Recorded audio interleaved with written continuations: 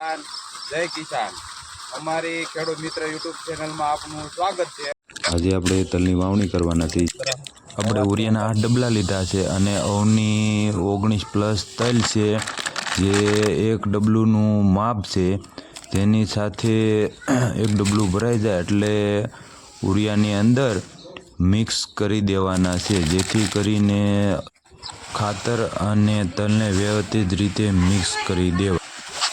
Mix કરીને તલને એક વાસણમાં ભરીને તપેલામાં વ્યવસ્થિત રીતે જો સાંટવામાં આવે છે।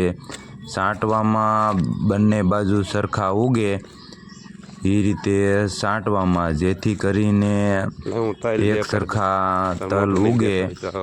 જો તમે જોઈ શકો છો, આપણે તલ સાંટીએ છીએ અને આ રીતે વ્યવસ્થિત દાવડામાં તલ છટાય છે।